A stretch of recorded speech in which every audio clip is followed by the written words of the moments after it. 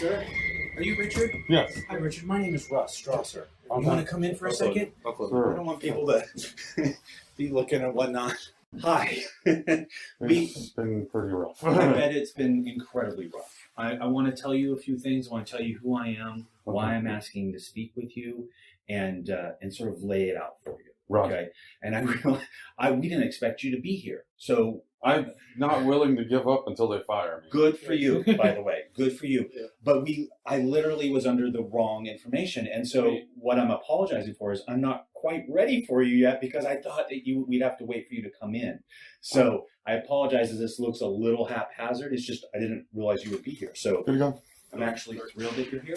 I'm going to say the first thing with respect to you with this whole COVID thing. If you'd rather me have a mask, I don't care. I don't either. And so, okay. All right. But I want you to know that you can drive that bus. If you say, Russ, put a mask on, I have one that I can put on. Good to Okay. go. I mean, if you don't mind, I'd rather not wear these damn things. I'm okay with that too. When we leave here, I got them on just so They don't get mad at me. they don't get mad at me. Exactly.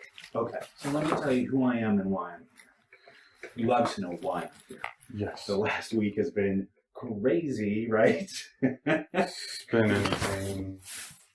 Yeah. The only reason I came out forward, I'm an introverted person, don't like to be noticed. I'm there with you. I understand. But as soon as I started realizing they knew it was me, and they came with an allegation, a PDI from like months ago, like June, August, and they were like, "Yeah, we need to get that statement." I was like, "Dude, I gave you that statement." So here's where we're at right now. Okay. I'm going to make a promise to you right now. I'm going to be 100% upfront with you the entire time you're with me. Okay. If you ask me a question, I promise to answer you, and I promise to answer you honestly. All right. Whether it's good for me, bad for me, good for you, bad for you, I will be honest with you. That's my first promise to you. Okay. And so let me make good on that promise right away. Okay.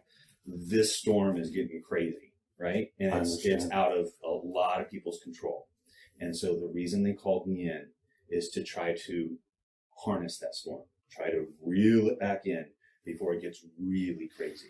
Okay. I understand. Because we have senators involved, we have the Department of Justice involved, we have Trump's lawyers team's gotten a hold of me. All sorts of things are involved right now. Okay. And so here I am being honest with you. I actually believe what you're saying. Okay. But I also feel like we need to make sure it is 1,000% correct and 1,000% shaved down to only the exact truth. Do you understand what I mean by that? I understand. I don't consider an exaggeration a lie. Okay. Okay. But when it's out of our hands, it can turn that way very quickly.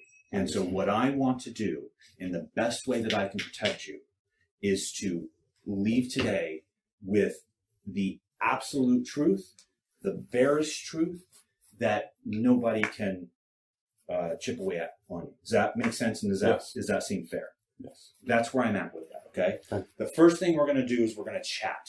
Okay. Because I've heard everything from him, from the other one, from the news. I've heard things from everybody. I haven't heard anything from you. Okay. You and I are going to sit down and we're going to chat. You have full authority to tell me anything you want to tell me, from get lost to whatever else. I'm literally going to be here in your corner. Okay. But we have to start from the same page, if I can say it that way. Okay. One option I have for you that is going to just be put aside for now. But one option I have, so that we have more in your corner, is a polygraph. Okay? I'm putting that aside right now. I want you to understand that. If you and I decide to go down that road, I will at length talk about it with you. I've been polygraphed before. That's okay. That's good. Okay.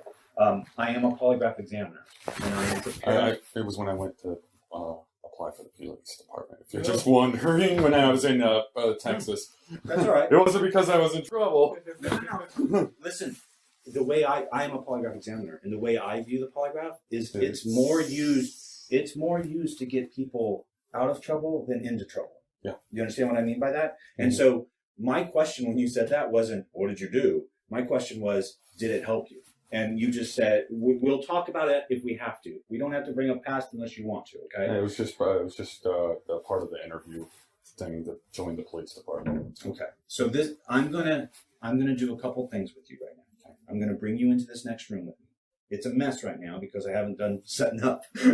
But if you will give me the respect to allow me to set up in front of you instead of just sending you off to get you again, then I will give you the respect to give you as much time as you need to discuss whatever you want to, and we'll get, like I said, my goal today is to get the absolute narrowest truth that nobody can chip away at. Okay. Because you more than I know how this is just going and going and going, right? Yeah. Okay. Let's go back to this room.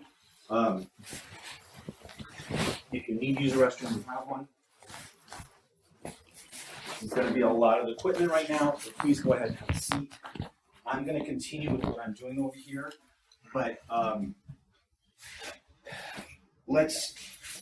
you spoke to the agent before, right? Yes, sir. You remember my name, Chris? I'm not good with names. No, it's Chris. I'm Chris. All right. Do you mind if I call you Richard? Is there something? Alex. Alex. Everybody calls. Everybody knows my first name, but I actually go by my middle name, which is whatever.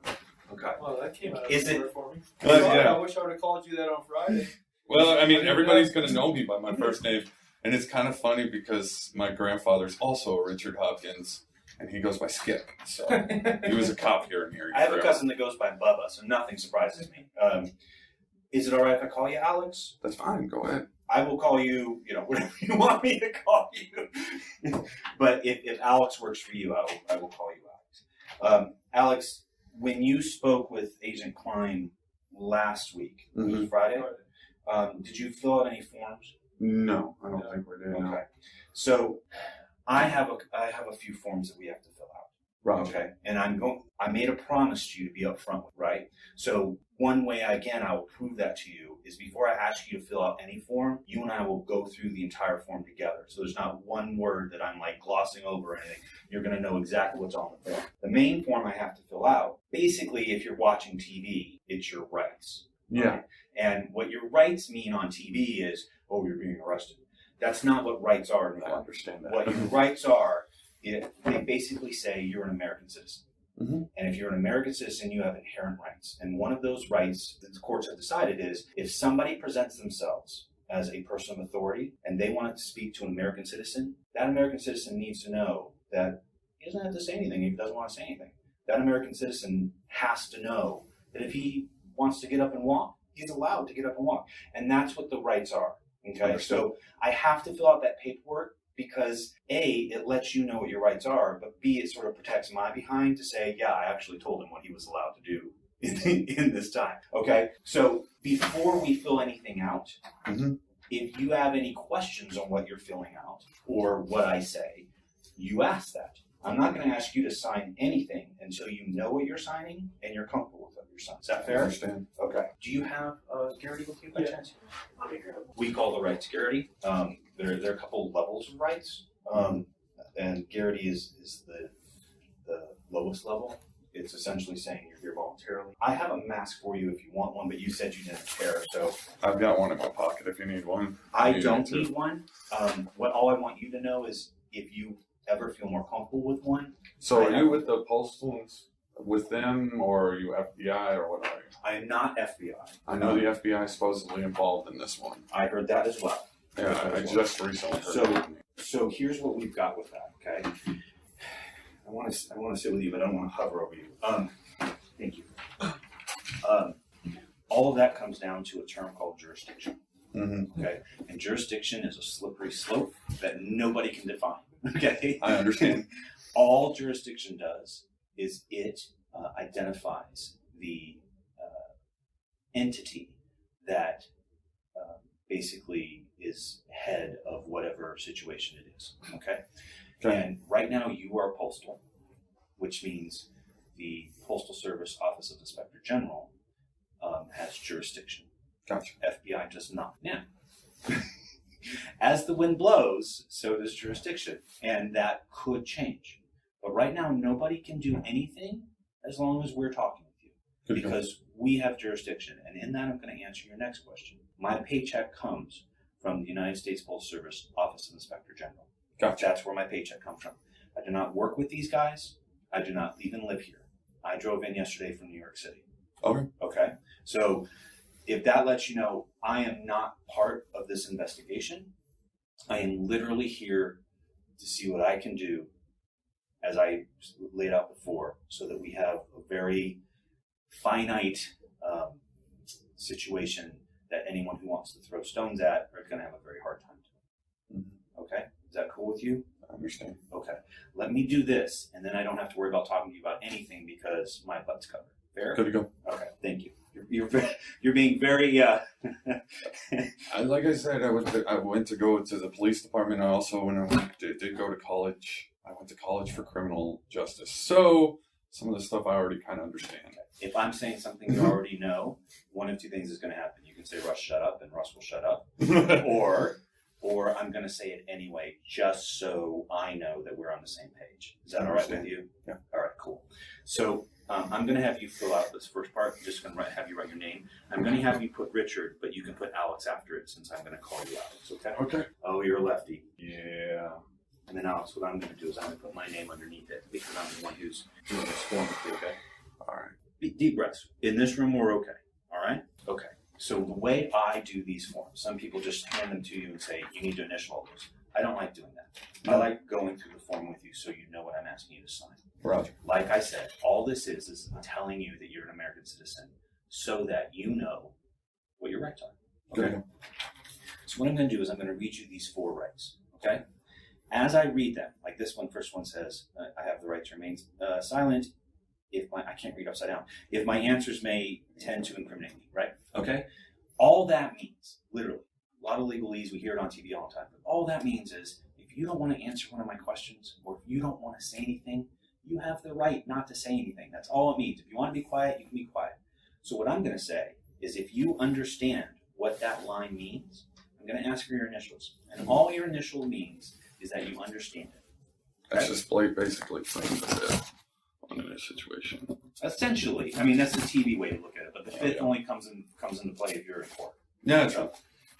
All right. So anything I say or do may be used against me in a court of law and in other proceedings, including administrative proceedings. Do you understand what that means? Yeah. Okay. And if I say something incriminating, it can be used against me. I can get in trouble for it. Yeah. If I refuse to answer questions because my answers may tend to incriminate me, I will not be disciplined solely on remaining silent. Yeah. Fair? Understandable. We're on the last one. This interview is strictly voluntary, and I may leave or stop answering questions at any time. Got it? Understand? Yep. Okay, now I'm going to have you do your part, and that is I would like you to read. No, don't sign it until you read this to me. Read it out loud to me. I have read the acknowledgement of rights or had it read to me, and I understand it as set forth above. No promises or threats have been made to me, and no coercion of any kind has been used against me. Alex, I'm going to ask you a question, and you are an intelligent person. I am not insulting your intelligence, I promise. You wouldn't believe the amount of people I sit down with who don't know what the word coercion means. Do you know what it means? Yes. What does it mean? It means that you are kind of like verbally forcing me to do something that I Right, don't want to. exactly. It could be a positive or a negative, but it's forcing you to do it. For example, I could say, you're either going to sign that form or I'm going to break your leg. Yeah. That's coercion, right? Yep. Or I could say, you know what, Alex? You sign that form, I'll buy you a car. That is also coercion, And right? bribery. Right? Right? But what you're saying by signing that is nothing like that's happening today. Exactly. Okay, yeah, go ahead and type. 310931. What we got for time? 9:31. You already have that, and what is today? The 9th. Yeah.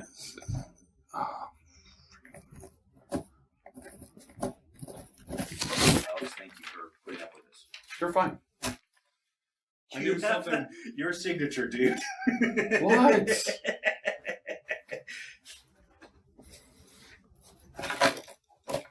I have the worst handwriting ever, so.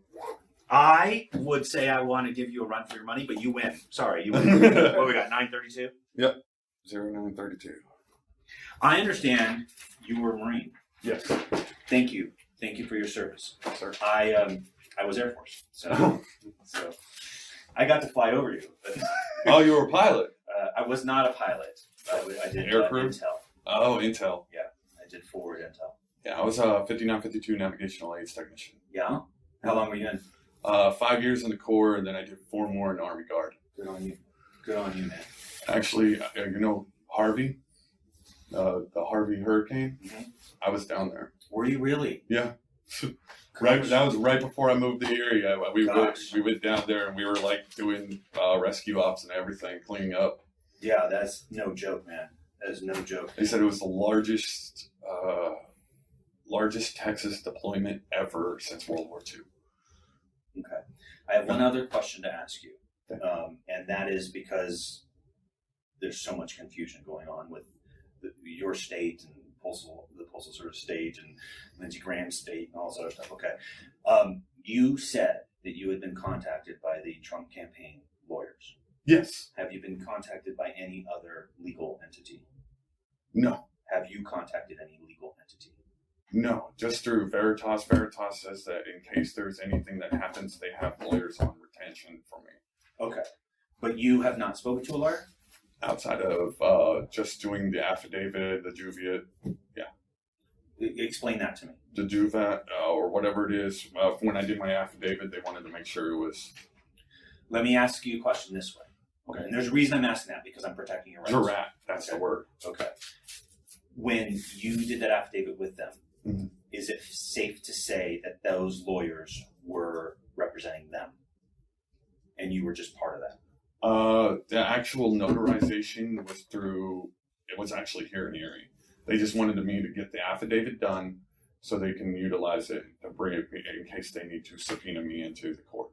But you yourself right now, today, this very second, do not have personal representation. Is that correct? As far as I understand. Yeah. Okay. Good. I just need to make sure that because if you did, I would make whatever efforts possible to have that person here. But if a person hasn't been identified and assigned to you, then that is a hurdle we don't have to jump. Okay. And so as long as your understanding is the same as mine, that you do not have personal representation at this moment, you are accessible to some, but you do not have it at this moment, then I will feel free to continue. Do you agree with that? Yes. All right, thank you. Boy, enough legalese, right? I actually enjoy learning about legal stuff. Oh, do you? Yeah. Okay. So- Well, then sit I'm back. a weirdo. Sit I like back, to learn brother, because stuff. you're about to look. No, I'm kidding. It's the reason why I went into criminal law. I actually took a lot of psych because I wanted to be like, A lot of it is psych. I know. It's Crazy. interesting. Yeah, it's crazy. All right, are you comfortable? For the most part, yeah. I'm still nervous as hell. Like, You're my allowed body's to be still nervous. shaky. Listen, So that's why I'm like, nerves don't bother me one bit. I think that I would be more concerned if you weren't nervous. Okay? Gotcha. So don't feel like you have to put up any front with me. If you are getting to a point where things are overwhelming, say, Russ, things are overwhelming. If you get to a point where you're like, my heart's beating a little bit quickly right now, can I have a minute? You ask that, okay? Ask for a smoke break then. I'm a smoker, I'm sorry. I'll give you any break but a smoke. I know it's bad. You're It's already- bad for me. I'm You're killing myself. already laughing at my jokes, so we're already on a good start here. So here's where we are, and we're going to get into the meat of it, okay? Okay. Because it's what I tried to explain to you out there.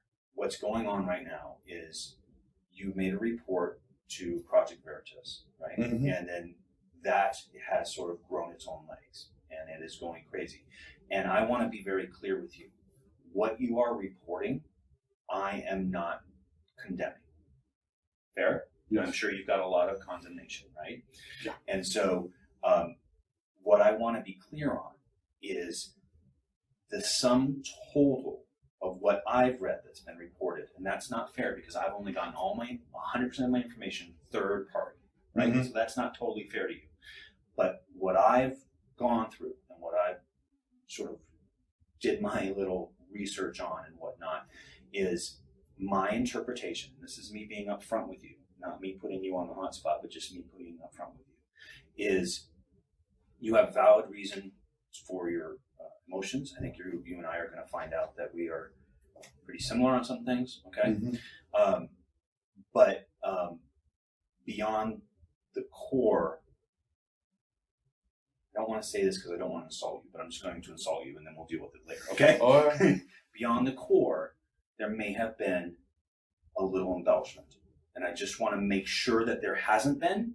And I just want to make sure if there is, we get rid of that right now so that anything that goes on after this, like I said, is you're standing on solid ground. Fair?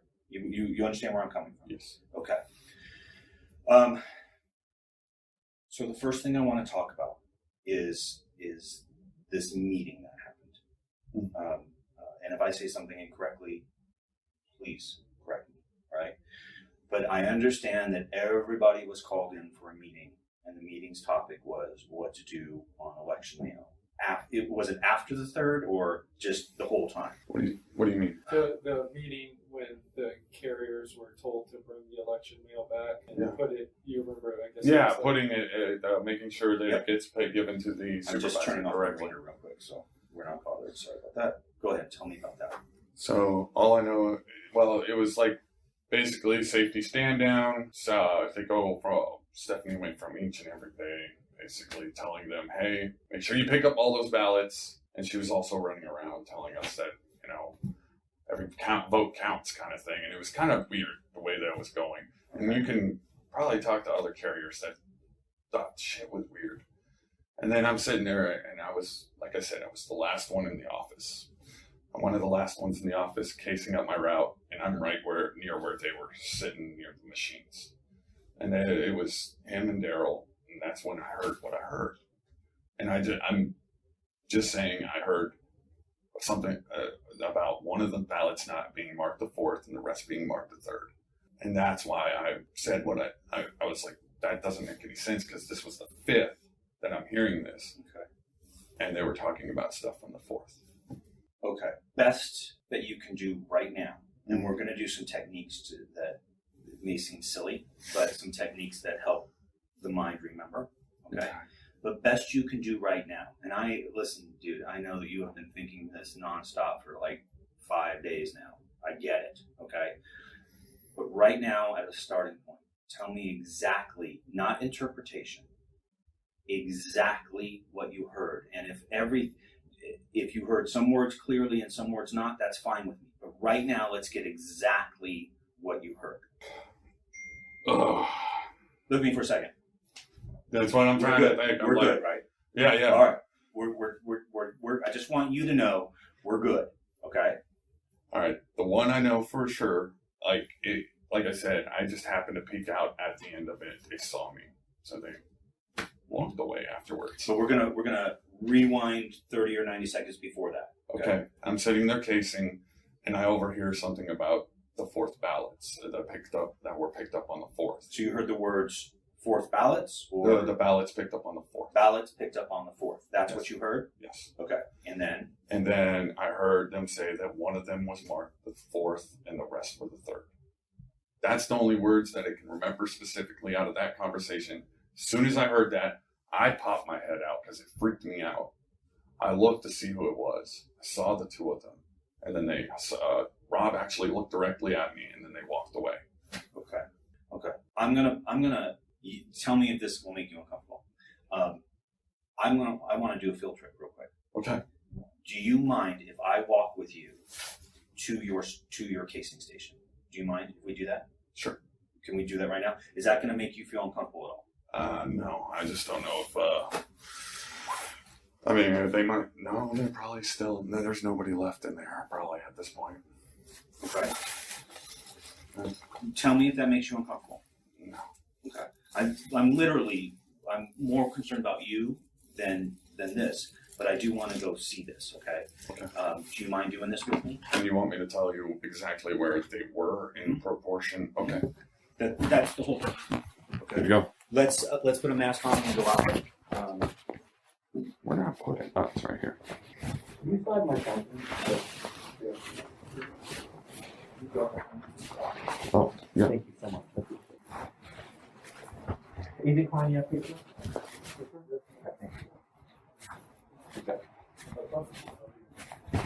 Oh, that's my badge in there. All right. Do you need your back? No, I don't think we're badging in or out. I'm not anyway. doing this so that it looks like you're the story, but I feel like this is important and people already know, right? So Yeah.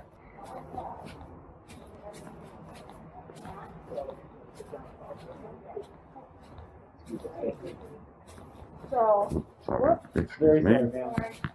6'3". So on a normal day, that's not election, that's not craziness. What's Mhm. your timetable? Like when do you get out? This whole freaking since COVID hit, it's been like 10 to 12 hours Okay. every day. When are you normally done facing? About 9:10, Okay. and this is the case I was at. Okay. And because I'm a And this is your CCA. normal casing? Casing area? Sometimes I'm not the regular. I'm just a CCA. Gotcha.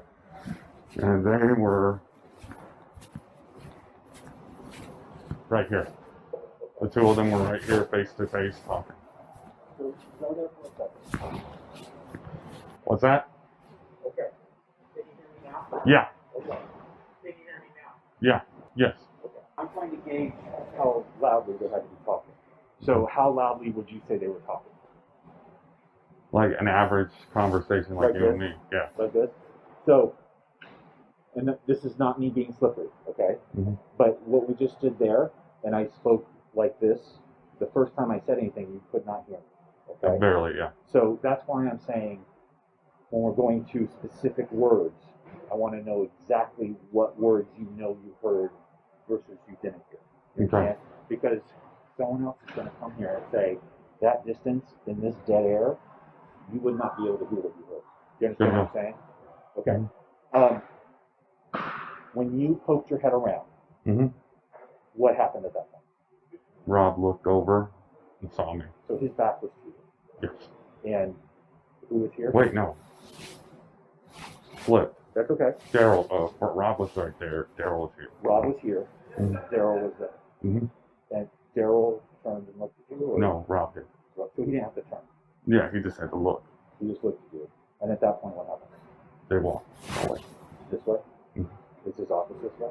Yeah, it's actually in the back area. Okay. I don't want to put you on display anymore. We can go back. This is just sort of what I wanted to get from my head. Cool? All right.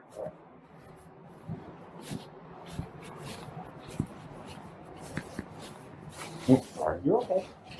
Do you understand what I'm doing? Yeah, you're trying to gauge like how loud they would have had to spoke and how far away they would have. It was I'm to be trying able to to hear. gauge what's going to be thrown in. Gotcha. Okay? Because here's the deal. Here's the absolute deal. And this is why I already like you, because you're a Marine and you know what integrity is, right? Mhm. If they're able to put doubt on something that wasn't 1,000% true, Mhm. right?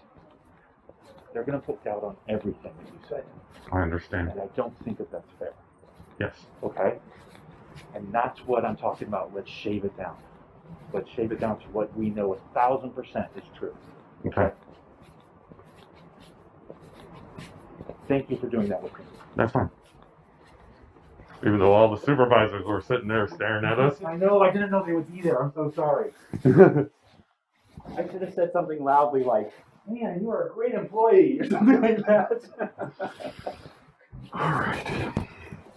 But you see why I did that, right? Yes. Because To get a feel for where it is, what the situation was. you have a claim that you're allowed to be passionate about. Mhm. Okay? That's what I'm trying to stress to you. You're allowed to be passionate about what you think was happening with ballots. Okay? Yes. Absolutely. Okay? Your choice, which is also valid, was to go outside the Postal Service Because I didn't know who to trust. to report it, right? This claim, which I think is an important claim, Mm-hmm. starts to go down to an integrity question. Yes. You already have major integrity points because you and I both serve this country, which means I know you love this country. And not only did you just serve this country, but then you re-upped in the Army Reserve, you said, right? Mm-hmm. Army Guard. Army Guard, my bad, Yeah. I'm sorry. It's all good. But that shows service. That shows kind of what's going on in here, Mm-hmm. okay? And I'm we're going to talk about me for a second. So the spotlight's not always on you. All right. But if you're anything like me, Alex, I serve this country because I love this country. Exactly. I serve this country because this country is the best country in the world, right? Exactly. I serve this country because this country actually shows us how things should be done.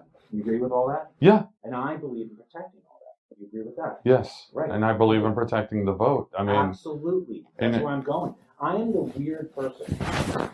And I'll say it's weird because none of my family understands me. I don't care who wins. But I'm the weird person. I don't care about jury duty. I actually, when I'm called up for jury duty, I go and I do it. And I don't because, I do that because, to me, the very fabric of what makes this country is so important. And if I have to give up a day to sit in a room And listen to a because bunch it's of my craziness. civic duty means something to me. You know what I mean? Yes, sir. And so because that means something, I completely understand feeling like if jury duty is the fabric of this country, what makes that fabric is the democracy. And the democracy doesn't exist without the vote. That's how important the vote is, right? Mm-hmm. I don't care who wins or loses, all right? Personally, I care who wins or loses, right? Russ cares who wins or loses. But when I go out my front door and I put on my either back then it was my Air Force cap or now it's my special agent jacket, then I am an agent of this great country, right? Yes, sir. And so I don't care who wins. I want it to be done correctly.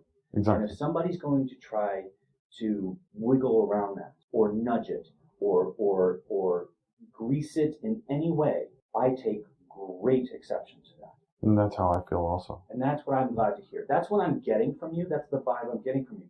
And what I can say is, if you are like me on that, I understand.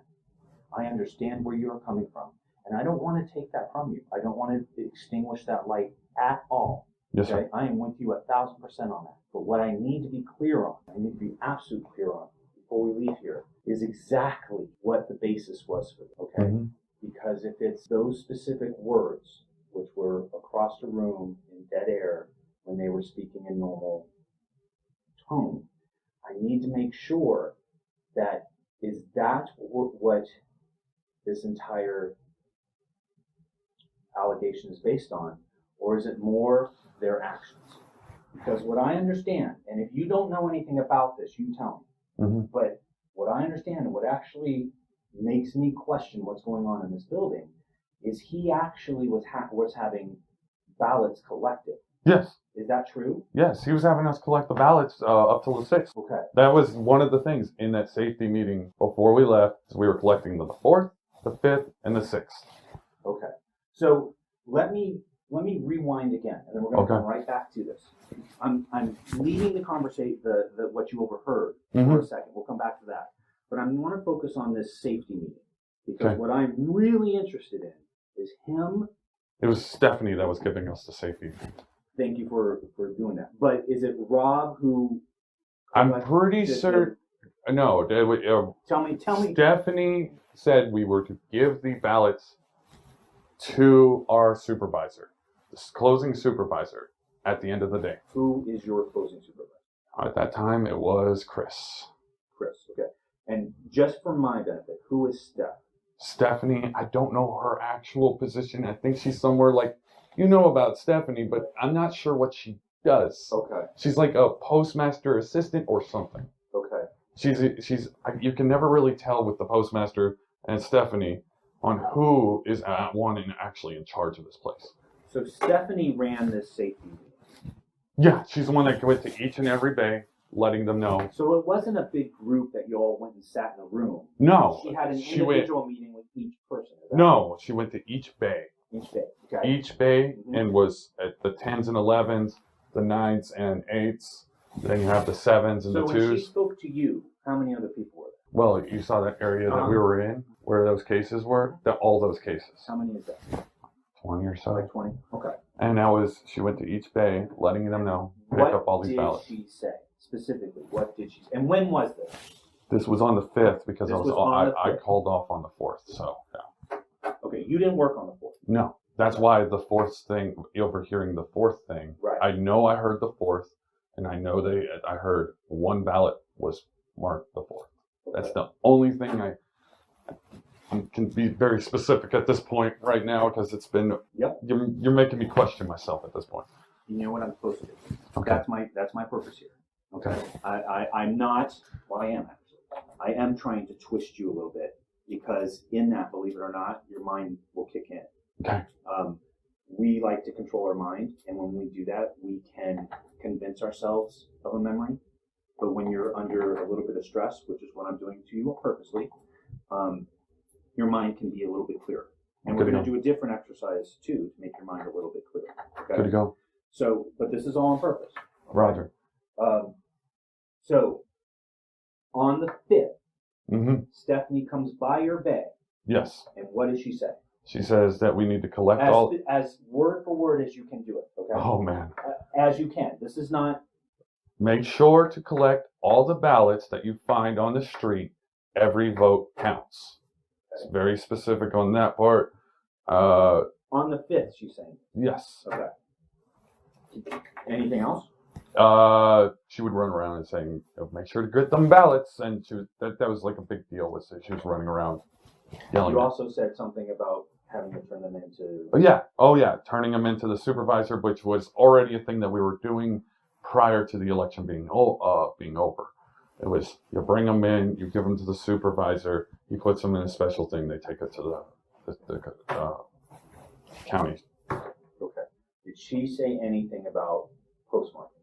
No, because that's not our job. Okay. That is not our problem. Somebody else does that. Have you ever postmarked anything?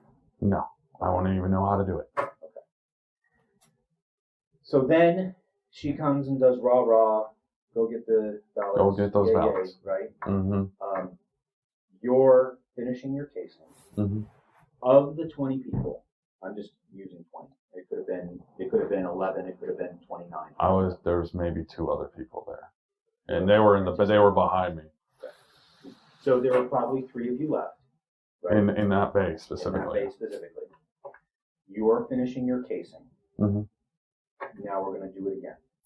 Tell me what you heard, what made you pause, and then what happened when you stuck your head out. Okay? Okay. I heard, specifically what I heard was 4th ballots picked up. And then I heard them say something about the markings being on the 3rd. 1 was the 4th. That's it. And that's when I poked my head out and went, what? I actually said, what? And that's part of the reason why Rob immediately turned his head and saw me, and then they walked away. Let me ask you a question. Okay. The fire in your belly, okay, which I'm already validating. Okay. Mm-hmm. The fire in your belly. As best you can answer, because you may say it's equal. I don't know. What stings you harder? Okay, this conversation you heard, or what they're doing by sort of segregating ballots the way they're doing. I would say the conversation, the fact that I heard that they're, based on my assumption on what I could hear, was that they were postmarking them in the 3rd that were picked up on the 4th, and that immediately, because they're making this big deal about picking up these ballots. I'm not alone in feeling that's weird. Mm-hmm. That was a red flag. You're not alone.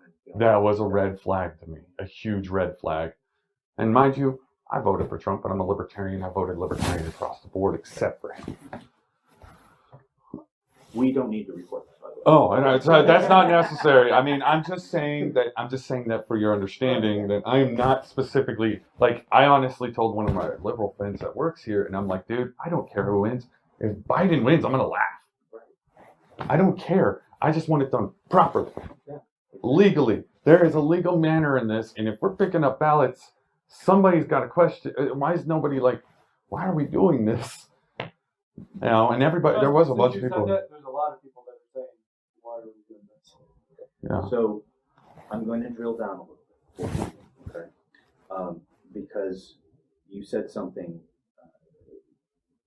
very significant, and you may not have realized it. Mm-hmm. Okay? What you said is, and this is what I believe happened with one portion of this, and the portion I'm speaking about is what you overheard. Mm-hmm. That's specifically where I'm focusing right now. What you just said is, when we were talking about fire in the belly, is you said what I assumed I overheard. Yeah, because I didn't specifically hear the Exactly. whole story. That's right. I And just so heard a part of it, and I heard- could have missed a lot of it. You heard words which you and I both know probably go together in a very specific sense, Yes. right? But the reality of it, if I'm shaving away everything down to the narrowest truth, right? hmm The reality is, please don't let me put words in your mouth. The reality is, you heard words and you assumed what they were saying. My mind probably added the rest. I understand that. No. I understand how You have hearsay to- and You have to listening. know, it seems so basic, Alex, but you have to know how important it is. That's why. And that's why I was really mad when I heard that people were giving Rob death threats, because that's fucked. It also doesn't paint you in a bad light. You understand that, right? What it does is it shaves this down to the narrowest of truths, which is the strongest of truths. And what I'm hearing you say, and I'm waiting for you to challenge me, okay? What I'm hearing you say is you heard these words. And the words you heard was the fourth postmark. Most were the third, one was the fourth. Yes. Right? Those were the specific words Those that were I the words. remember real well. And then when you pieced those words together, you assumed what they were saying was the fourth, the mail on the fourth should have been postmarked for the third. Yes. That's what you assumed it meant. That's what I'm figuring my mind probably Yeah. gone to. Because Yeah. even I've been questioning it at this point. Because it's been so long and it's got me so freaked out. And That's okay. That's okay. I'm not trying to say that I don't want any. I don't. You know why it's okay to be freaked out? Because this has gotten out of everybody's hands. I understand. It's gotten so. And all it big. is hearsay, and that's And- the worst part. It's not even hearsay is the thing. It's an assumption, and that's the important thing. And if we characterize it as this is what I thought those words meant, then there's no way that huge stones can be lobbed at you. Because that's very different than saying they said this, Yes. right? Because we've gone from painting a probable to being 1,000% in your face accurate, right? You see where I'm going with that? And that's all I'm doing with that conversation. Is because we know it's hard to hear there. I'm not saying you didn't. I believe you did. Okay? Mm-hmm. I believe you can hear there because your ears acclimate. But it's a lot of dead air there, Mm-hmm. which means if you would have said, I heard this word for word, and you would have given me a paragraph, I would have doubted you. Yes. Because I don't think that's possible. It's not feasible. When I said something in this tone to you, you didn't hear what I said. Yes. Right? So, I believe we've gone from what's improbable to accuracy. And I believe the accuracy of the situation is you heard something that concerned you, and if And it added means- with all the stuff if that it was means being what brought. you assumed it means, it is problematic. Yes. Is that fair to say? Yes. Okay. I mean, added with how they were treating these ballots. I was picking up these ballots with what I had heard and the assumption based on putting two and two together. I'm gonna tell you why. One of the things I'm trying to protect you against. Okay. There is money involved in this, and you know that because of this GoFundMe. I can't even touch it. That's okay, but your name is associated with it. Yeah. Okay. And if I'm not scaring you, but I am scaring you here. Okay.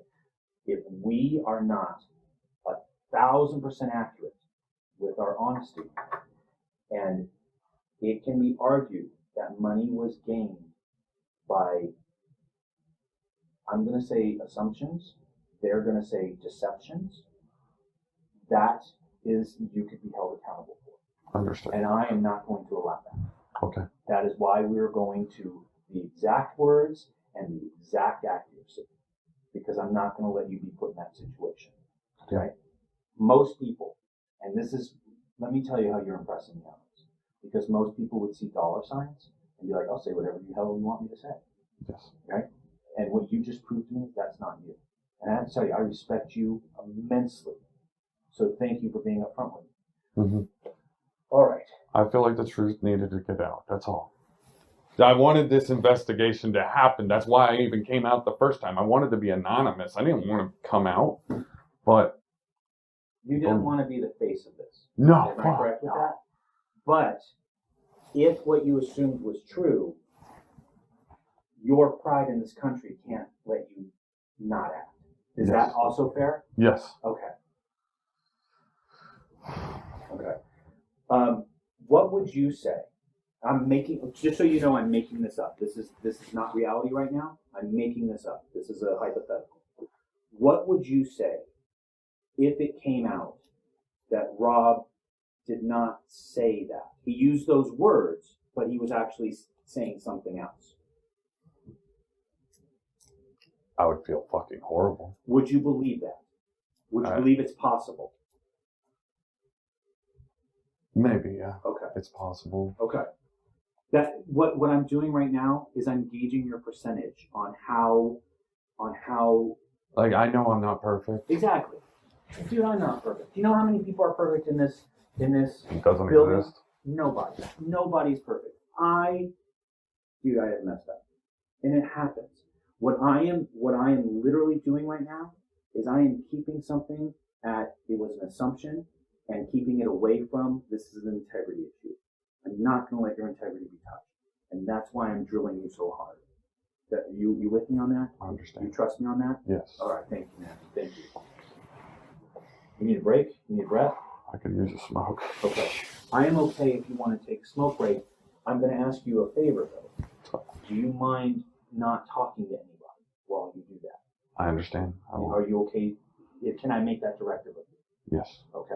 If you promise me not to talk to me, I'm including texts and phones, okay? If you promise that, please go take a smoke break. All right. Okay? You need anything from me?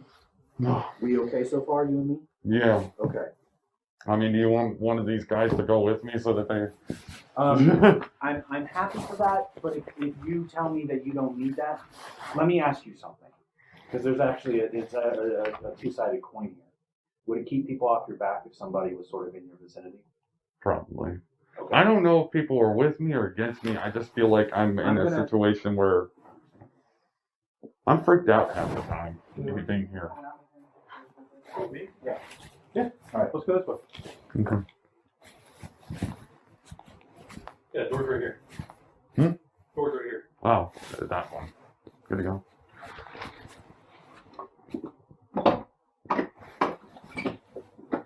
You don't have to buzz out? No. I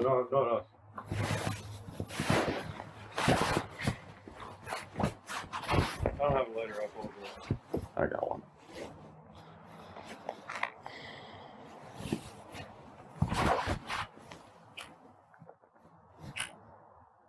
So glad it's in the 70s. I'm not. You want the snow?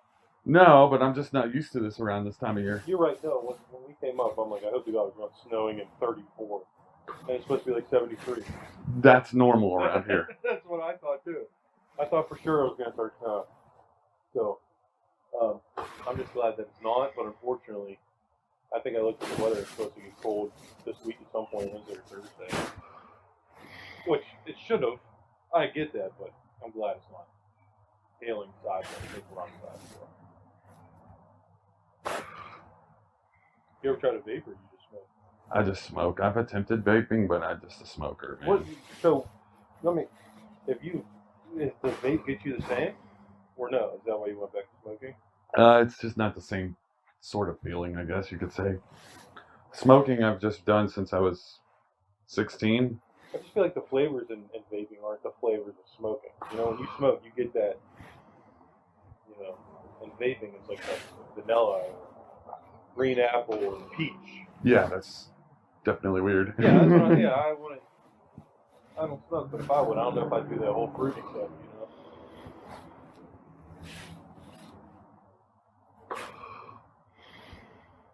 Yeah, Okay, Fedorko said he knew you. Who? One of the carriers in here. Fedorko, he was like, oh, I know that guy. know us? Yeah. He mentioned you, like, doing a class or something. Ah. You good? Yeah. Hey, just stay right there for a second. Make sure it works out fast. I'm just waiting on David Klein real quick, so. Okay. You're on here? Yeah. Just. We need to close this door, right? Yeah, is that closed? Will you? Perfect. Dude, I know. Old school as look hell. how old school that is. And that was part of the things that gave me away was I was wearing the vest with the old school symbol. I'm the only one that wears it. Fine, let's for a second. Oh, I'm sorry. Do you mind if I talk to you 1 second? Sure. Yeah, I've seen this before. I've never worn it. There's one guy in our office that wears it. Even that looks different than that. You know? Yeah.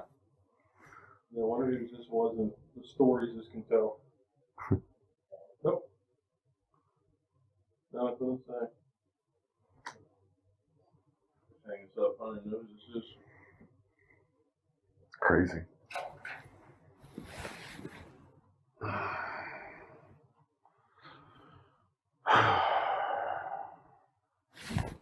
I've got another huge shitty route to do today. Still haven't even got the Spurs. 307. Sounds good to me. We're good, man. We're good? Wait, what? I'm good. I don't know if you're good. Oh, need to come back in here. Come on. Continue this. When we first started, you were laughing at my jokes. Now you don't even understand them. Sorry. I'm going downhill. You good? Yeah. Do you need to use the restroom? No, I'm good. Okay. I'm good too. And what I mean by that is you're proving you're good. And I think I said this before, but I appreciate that. Why does everybody carry millions of cell phones? Dude, it's ridiculous. I don't want to. I hate being that plugged in. All right, I'm going to start with some outside questions. I'm going to bring us back in again. Okay. Again, it's on purpose. If you want to ask me why I'm doing something, you're allowed to. My goal with you is to be transparent, but there is reason I'm doing all this. I'm going to talk Project Veritas for a second. Okay. Okay. What sort of Project Veritas is not on trial here? Yeah. Okay, you have to understand that. But my concern is not them. My concern is you. Yes. That is why I'm here. Okay. And so, what sort of advice have they been giving you? What sort of? If any media company tries to get a hold of me, to let them know, and they will vet them to see if they were going to write a bad story about me or whatnot. So they kind of go through the whole rigmarole of they've got teams working on stuff like that. They tell me not to talk to anybody really about it. You know, there are going to be a lot of people wanting to talk to you. I know. And unless they know about it, they're basically, like I said, they're trying to help me in case of legal ramifications and stuff. They've got my back, I guess you could say. Okay. I'm going to say something, and this does not reflect my feelings on them one way or the other. Okay. It behooves them to have your back. Yes. Because you're giving them an exclusive. Yes. Okay. So when they say they're vetting and do everything through them, if that makes you feel comfortable, yes, do that. Okay. This is the Russ Strasser advice. Do that, but don't ever feel like you have to do that because they get a major benefit by keeping you close. Does that make sense to you? But on the flip side of that, they may give you a sense of security that you wouldn't have otherwise, and that has value to it as well. Okay, but I just want you to know that some of their goodwill towards you is self-motivated. Yes. As long as you understand that. Okay. So they told you not to talk to anybody. They told you to be very careful about people contacting you, but other news agencies and that sort of thing. Mm-hmm. Any sort of legal paperwork or anything they have you working towards, or the affidavit. Okay. That's the only thing. The affidavit saying that. When did you do the affidavit? 2 or 3 days ago. And then you went and had it notarized. Yes. And you sent it to them. They've got a guy here. They have a guy here. Yes. Okay. Do you have regular meetings with him? Any of this you're uncomfortable with? Yes. You can tell me you're uncomfortable with. I do actually. Okay. How often do you see him? About once a day we talk, and if I needed to, it's been kind of like my guidance on what to do with this craziness. And I'm like, yeah, And I'm like, I've even asked, I was like, what the hell do I do with this money if I don't lose my job? I was like, I mean, I don't know how to give it back. Mm-hmm. So it's been a thing. I'm relieved you're already thinking of that. The real complication for you comes in with this money, because we have to make sure that this money cannot be painted as ill-gotten. Okay, and so The only reason I even set up that GoFundMe is because James O'Keefe said, okay, if you're going to come out, because at that point I was like, I guess I have to come out because I've noticed weird things with my work. At that point, on Friday, yeah, it was Friday when I came in, I watched all the freaking supervisors and the freaking stewards for the union go into the back, and then all of a sudden, one of the stewards comes out and goes, "Hey, I need you to give me that statement for something that happened, a PDI that happened in June." Union's not on your side? No. Okay. That's what's got me really bothered. That's why I ended up coming out. I didn't want to come out. I just wanted the words to get out there so you guys would show up and that'd be it. You don't feel like you have any support? No. I just missed that real quick. What about the GoFundMe? You said that they told you. Yeah, once I came out, they were like, as soon as we, they wanted me to set up the GoFundMe. As soon as I came, they dropped the video. That way, when shit goes down, because like I said, they were bringing up old PDIs and whatnot in the But office. to be very clear, this is not a Project Veritas GoFundMe. This is for me. You set it up, and this is people giving you money. Yes. Yeah. It's not money they're collecting that they will earmark for you. Yeah. This is you're doing that, right? Yes, they showed me how to set it up, and I was the one clicking Okay. the buttons. Were They they told gonna- me to do it though. Were they going to get any portion of the GoFundMe? No. Not a Was all- dime. It was for in the case that I lost my job or something went haywire, and I needed to get that hell out of here. A lot is on your shoulders. Put one more little speck on your shoulder, because I want you to be aware. I want you to have information and not have everybody telling you. Okay, this is not me condemning Project Veritas. I want you to be really clear on that. Okay, if you are comfortable with them, that is good for you. But they have also set this up so that if there is anything that goes on with this money where they claim that it was ill-gotten or that you're on the hook for it, you understand you're on the hook for this. Their hands are totally off of this. They told you what to do, but they made you do it. So I want you to be, this is me to you. I want you to be exceedingly clear that everything is okay before you do anything with that money. I don't even plan on I can't even touch it. GoFundMe's got it on review, and never from the moment it started, they put it on review and said you will not be able to withdraw. So I'm not even touching it. That's because their GoFundMe's protecting themselves. Yeah. I just don't want everybody protecting themselves and then Alec be the one holding the bag when somebody wants to say this money was the reason this happened. You understand what I'm saying? And I've heard people say that on there, and I'm like, I had no idea this would even happen. I have to tell you, I believe you. I'm in your corner on this. I want you to take care of you. Yes. You believe me on that? I understand. Because that's why I'm here. Good to go. Okay. I want to go back to the ballots. Okay. Okay.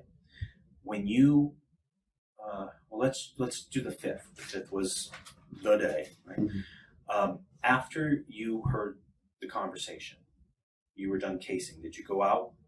Yeah, I pulled down and I went out. I talked to Zanya first, and I was like, holy shit. Help me with Zanya. Who's Zanya? Zanya was one of the other carriers. Okay. She's one of the ones I felt like I could trust even bringing it up to. Okay. And I told her what I heard, and I was like, I don't know what the fuck to do. It's freaking me out. So she sent me a different person to contact, but I was already thinking Project Veritas because I'd heard about them. I knew this was the kind of thing they looked into.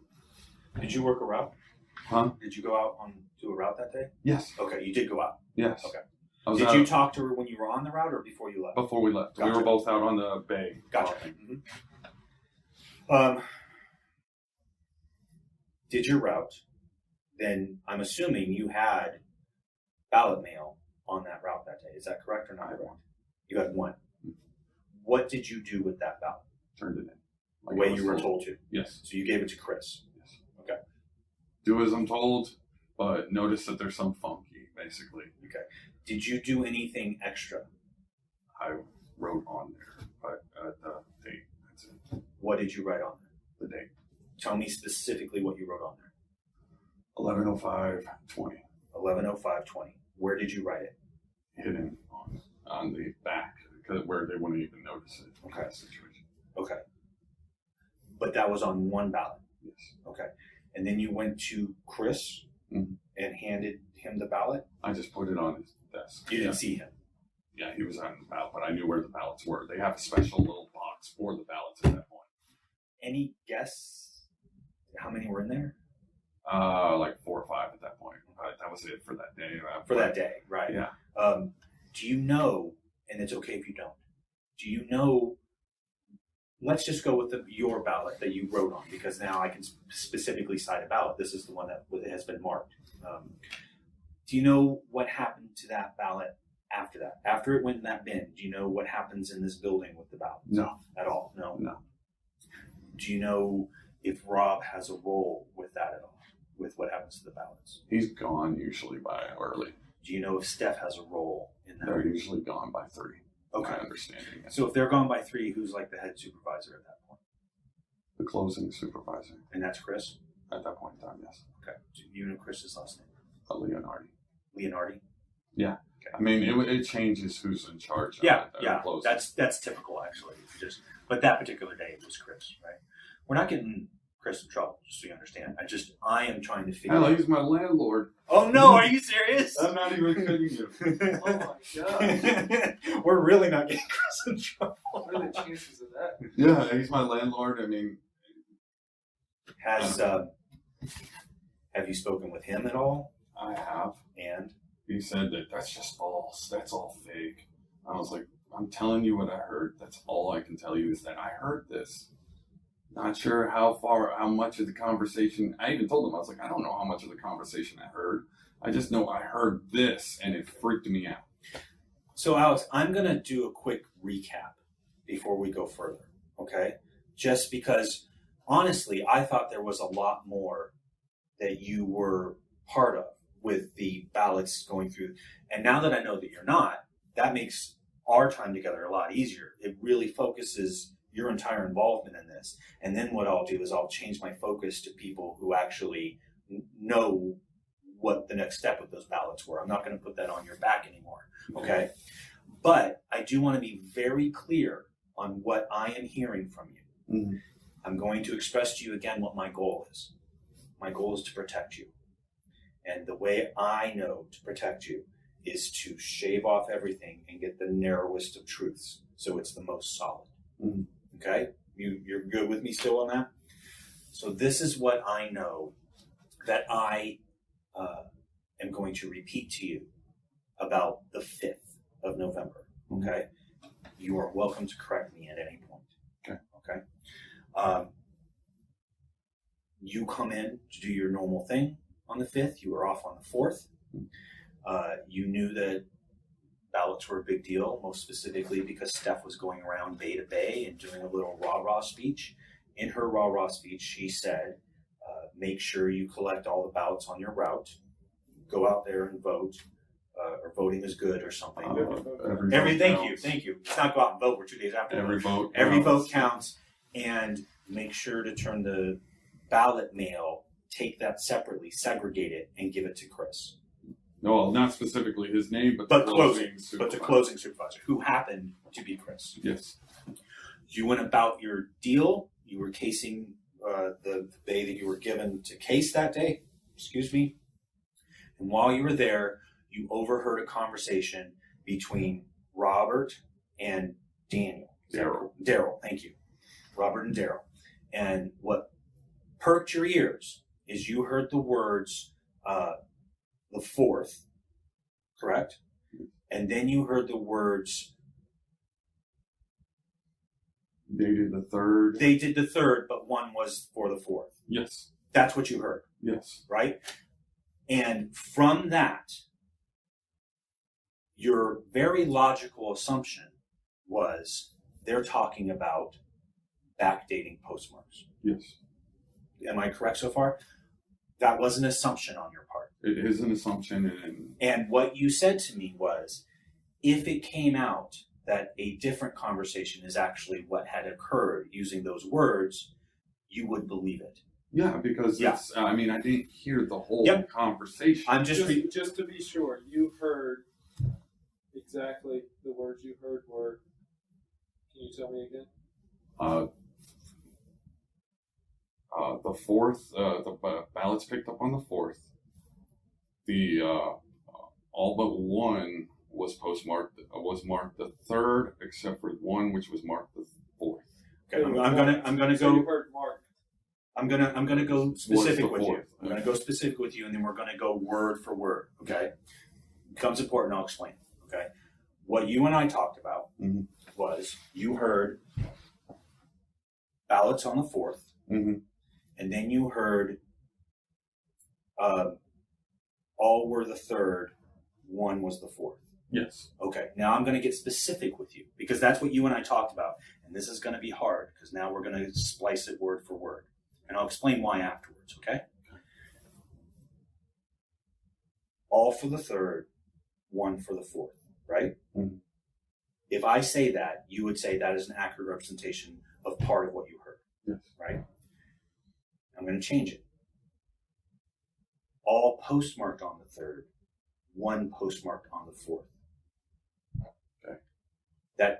That doesn't change the meaning you and I are talking about, but that changes the wording.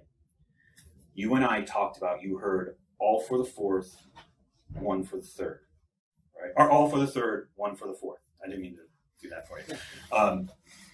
Did you, and it's a perfectly acceptable answer is I don't remember. Did you hear the word postmark?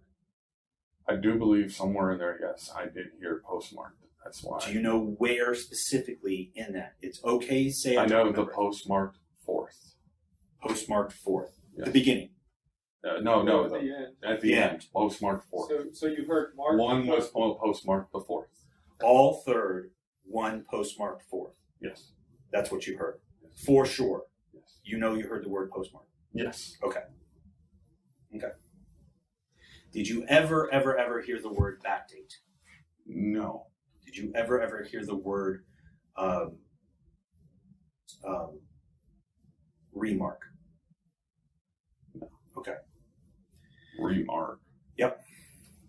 Go with me on this. Okay.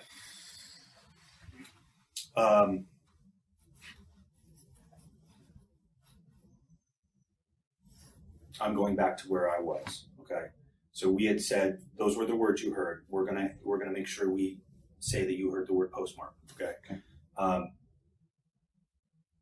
Then from that, you assumed what the logical meaning of that would be, right? Putting two and two together. Yes. Right. That's why I'm using the word logical, right? Yeah. You assumed what the logical meaning of that would be, and you were concerned. Yes. You were concerned enough to immediately speak with, and I forgot her name, Zanya. about it. And after doing your route, you were concerned enough to Contact Veritas. stay with me. Let me Okay. you were concerned enough to sort of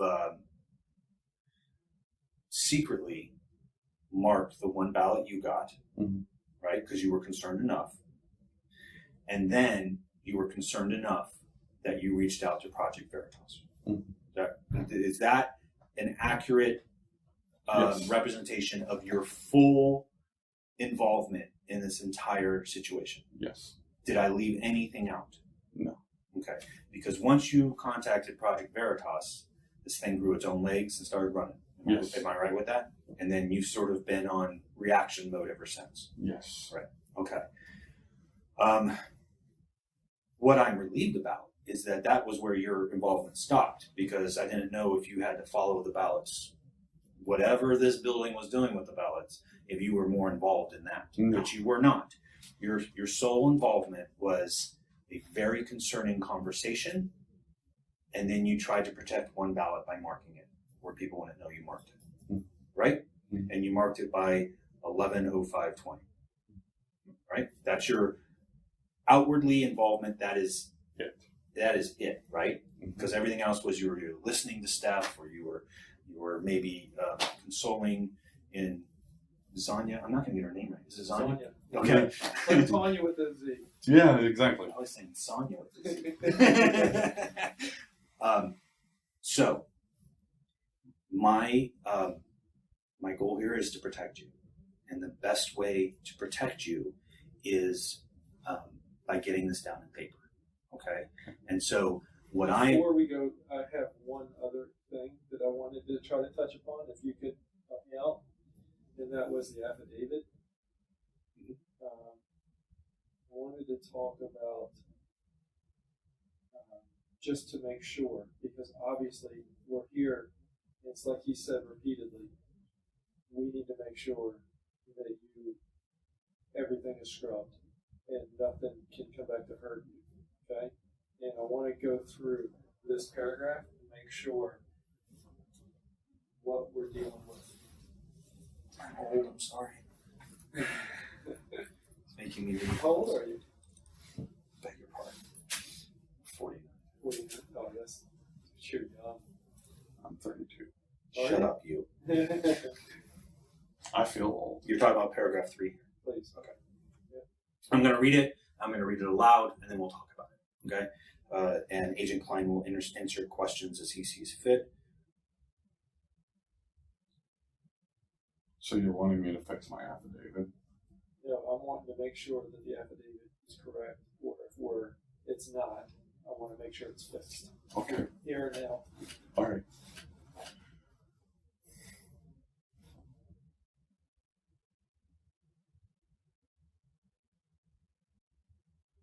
Okay. I'm not going through the whole thing. I'm going to read paragraph 3, and then if we have more after paragraph 3, we'll deal with that, okay? I'm going to read it aloud so we're all on the same page. Is that fair? All right, paragraph 3. Although, as I understand Pennsylvania law, ballots must be postmarked by 8 p.m. on Election Day, November 3rd, 2020 in Pennsylvania, Postmaster Rob Weisenbach, did I say it right? Yeah. Weisenbach directed my coworkers and I to pick up ballots after Election Day and provide them to him. As discussed more fully below, I heard Weisenbach tell a supervisor at my office that Weisenbach was backdating the postmarks on the ballots to make it appear as though the ballots had been collected on November 3, 2020, despite them in fact being collected on November 4 and possibly later. That's definitely a lot more specific than what I would have. Would you agree with me that based on what you and I discussed today, that this paragraph, and I haven't read the rest of the affidavit, but this paragraph specifically, number 3, has a significant amount of interpretation in it? Yes. And interpretation is not necessarily fact. Do you agree? Yes. Okay. And so would you agree that if this paragraph were to reflect a very narrow truth that is 100% accurate, that it probably should be amended or caveated in some way? Yes. Do you agree with that? Yes. Okay. Would you like us to go through this and do the amendments and caveats, or is him just acknowledging that this is a lot of interpretation and not necessarily fact? Is that significant? It was written up by the Veritas' lawyer. That's fair. That's fair. Okay, so, but just so I'm getting this correct, as we sit here today, you wouldn't swear to that paragraph? At this point, no. Okay. I didn't even, wasn't, when we were talking about it in May. I'm going to get a little legal on you for a second. And I'm actually very glad that Agent Klein brought this up, because again, this is an opportunity for us to protect you. I absolutely believe you 1,000% that their lawyers wrote this up. And what they did is they took your story and they wrote it up as they understood you saying it. The problem with affidavits are, although they are a legal document, they are something that you sign. And so when you sign and notarize an affidavit, what you are saying is, this is 100% accurate. Okay. These can be used as my words. That's why my signature is here. Good to Okay. go. So I just want you to understand that although someone else wrote it, I you am- signed it. You signed it as being accurate. There, you're okay. You're okay. All right. Because that's why I wanted to talk to you. Because I don't want you swept up in all this when later down the road you're left holding the bag and people are being like, we're going to address this today. And one of the ways we're going to address it that I recommend, I'm not going to force you to do anything, is first and foremost, right now, I may change my mind in 5 minutes, but right now I'm not going to do a polygraph with you. Okay. Okay? Right now, I think we are better off if we do a updated signed statement. Okay. Are you with me on that? I Do you understand. agree with me on that? Yes. Do you understand it's voluntary? Yes. Okay, but do you understand how this Will save my ass. Yes. will? Your words, yes. Yes, but it's true at this point because yes, you're I right. want to do. I didn't even think too much on it when I was reading it. So I understand. it's a lot of lawyering. It's a lot. It's a lot of lawyering, and you can get swept up. Okay. I think what I'm going to do, and Agent Klein, you direct me if you think this is overkill. I think I'm going to read each of these paragraphs aloud. Okay. And I think that we are going to have Agent Klein make notes from what you say, not from what I say.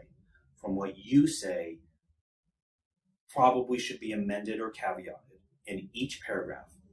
And then we'll decide what you should put in your updated statement. But at a minimum, I want to go paragraph by paragraph and we'll number them. And I want Agent Klein to write down what you feel could make it more accurate. Okay. You go with me on that? Mhm. Okay. This is not backing you in a corner. I'm still here with you. Okay? Okay.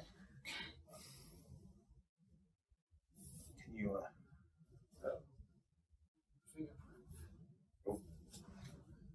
don't want to get all up in your business. Actually, I do. Never give Russ Strasser your phone. Tell me you're okay. I'm alright. Do you need to take a breath? Good. Okay. You're looking overwhelmed. It's all overwhelming. Okay. Tell me you're okay with me. Okay.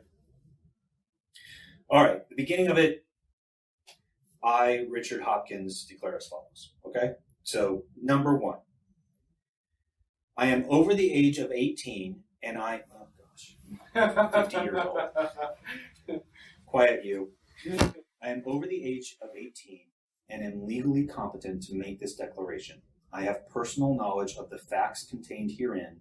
If called upon, I could and would completely testify under oath as to the facts stated herein.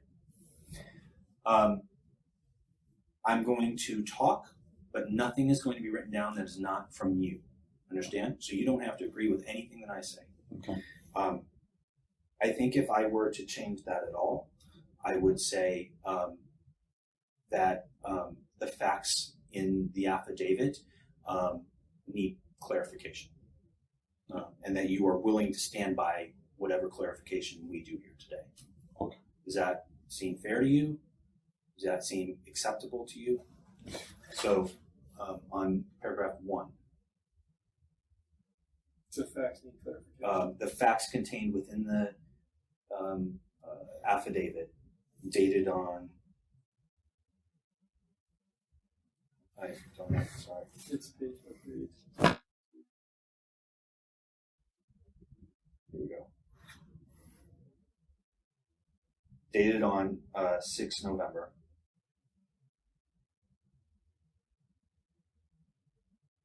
So how is being a postal inspector? Well, post office is weird, first of all, because we're the only entity that has 2 law enforcement agencies. One's the Postal Inspection Service, and one's the Office of Inspector General. And actually, they're very different. And so I don't know what it's like being an inspector because I'm not. So we're agents, they're inspectors. So it's a little bit different, although it's getting more and more muddy because we work so much drugs, you know. I remember you guys were here a while, when I first started, like 3 years ago, for like a drug bust, I think. Yeah. Or they had everybody up in here. I've worked drugs for the last 3 years. I can't work the phone. I'm sorry, dude. It's all right. I'm showing my age. I know this thing has just gotten way out of hand, Buddy, in my opinion. But it has, and that's why we're here. Can I tell you something? That's my opinion too. If I didn't believe that you were true, if I didn't believe in who you are, we'd be having, I hope you believe, we'd be having a completely different conversation. Okay?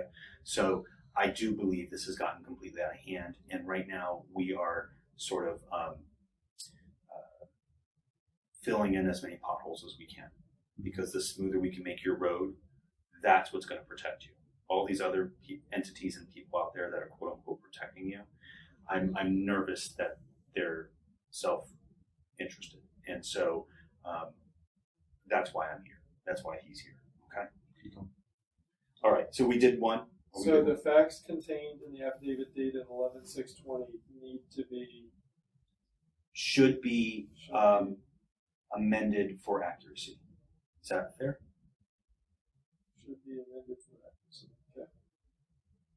Now, will people start coming out and saying I'm a liar because I'm saying this? So a couple things. I'm not going to go tell anybody anything unless you tell me to, because most of this is going to be what we call casework, which are documents and whatnot that all go into an investigation.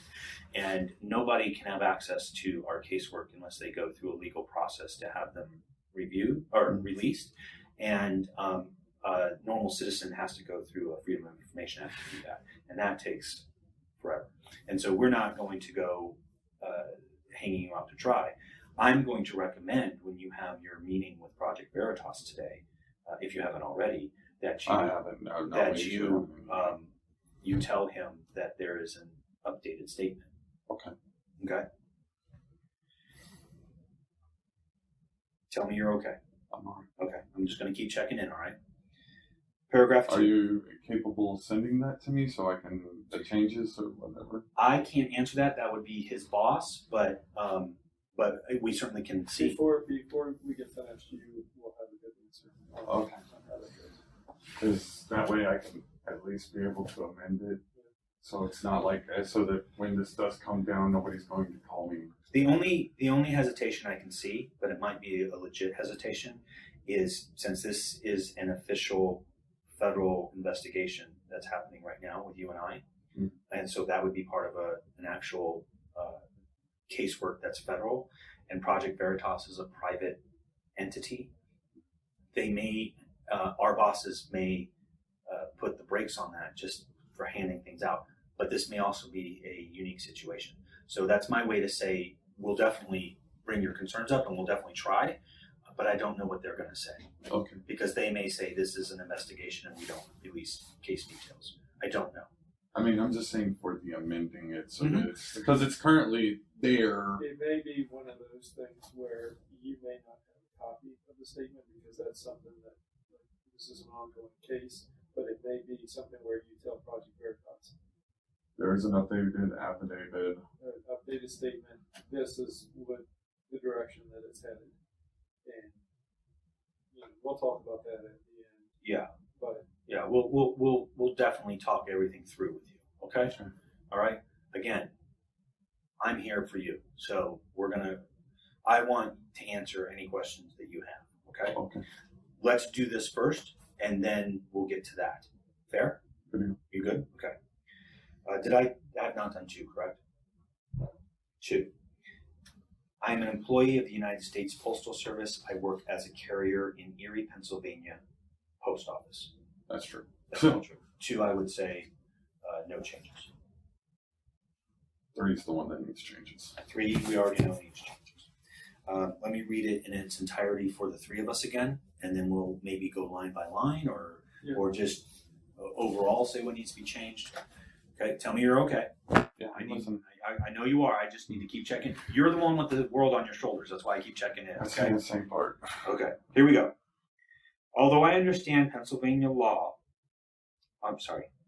Although, as I understand Pennsylvania law, ballots must be postmarked by 8 p.m. on Election Day, November 3, 2020, in Pennsylvania. Postmaster Rob Weisenbach directed my coworkers and I to pick up ballots after Election Day and to provide them to him.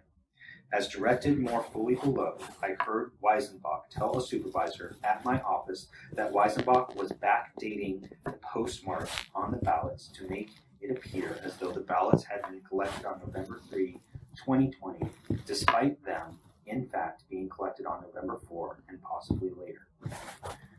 Okay, so the first thing that we need to say is when it says Postmaster Rob Weisenbach directed my coworkers and I to pick up ballots after Election Day and provide them to him. What you and I discussed today was it wasn't Rob, it was Steph. Stephanie. And Stephanie, all you know, if I'm correct, is all Stephanie said is give it to the closing supervisor. Yes. You did not know if it went to Rob. You did not know what happened to him after that. You just know you handed it to the closing supervisor. Mm-hmm. Am I correct on that? Yes. Okay. So the First Amendment needs to be that the direction. My body. The direction came from Steph. What's her last name? I don't know. Okay. We need to find that out. You're okay. I don't know last names if they go by their first name here. And she directed the coworkers Pick up ballots. to provide any ballots after Election Day to the closing supervisor. Yes? That's that sentence.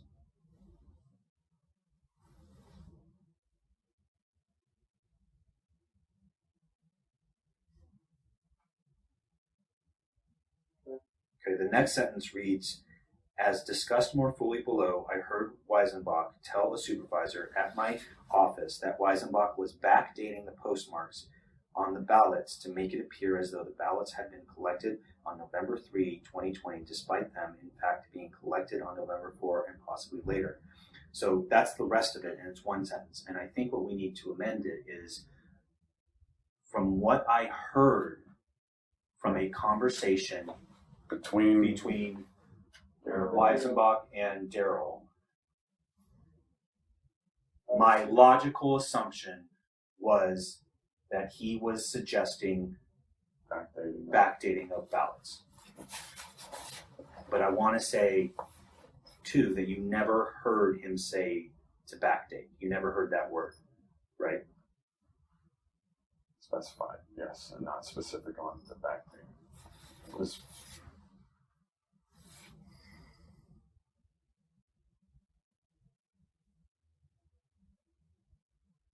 And I have no problem with you saying your logical assumption was, okay? Mm-hmm.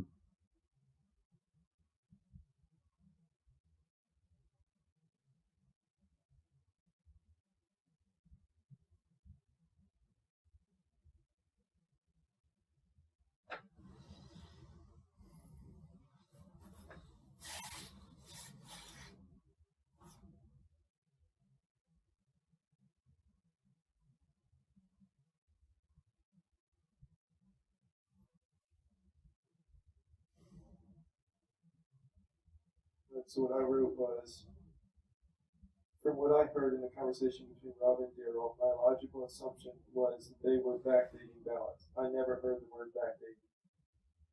Fair, explicit, I guess. So, right? Is that good? Okay. All right, now we're on 4, and 4 goes over to the next page, so I'm bound to mess this up, just so you guys are prepared. Number 4, on November 5, 2020, as I was preparing my mail for delivery, I saw Weisenbach and Daryl Locke, one of the supervisors for Erie, Pennsylvania Post Office, having a discussion. Weisenbach and Locke discussed how on November 4, 2020, they had backdated the postmark on all but one of the ballots collected on November 4, 2020, to make it appear as though the ballots had instead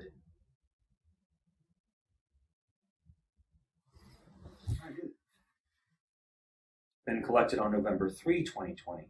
I overheard Weisenbach tell Locke that they messed up yesterday, November 4, 2020, by accidentally postmarking one ballot as having been collected November 4, 2020, when it had actually been collected.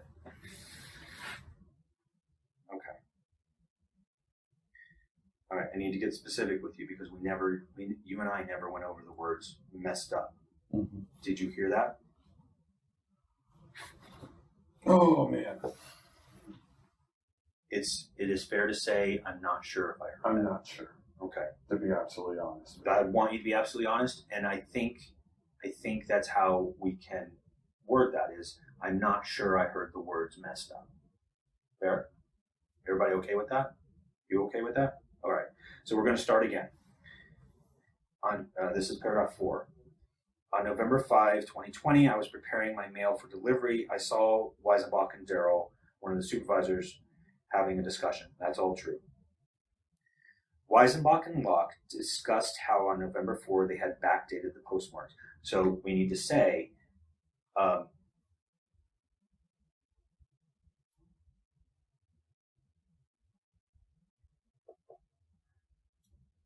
from the words I overheard, my logical assumption was they were discussing backmarking ballots. Is that fair? And that they had brought up only one was marked before. That's all I do remember that specifically. It was the one was marked before.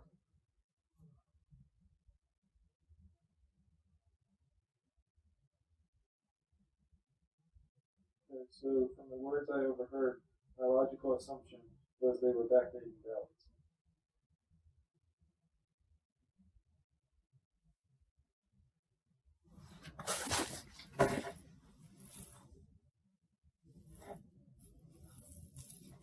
I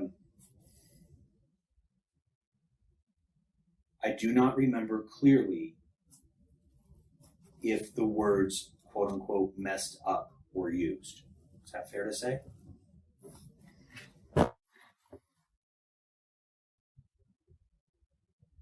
But my impression was only one ballot was postmarked on the 4th, for the 4th. Is that fair? Mm-hmm. My impression was?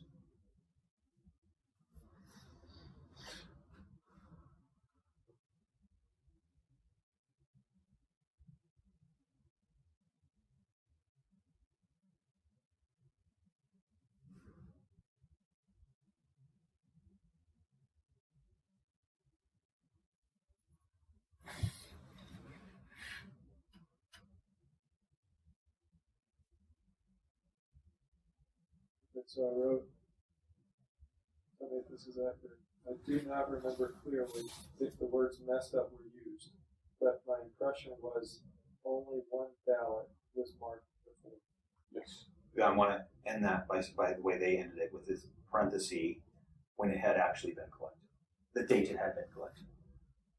Yeah. No. Just to be clear on why that's important. Yeah.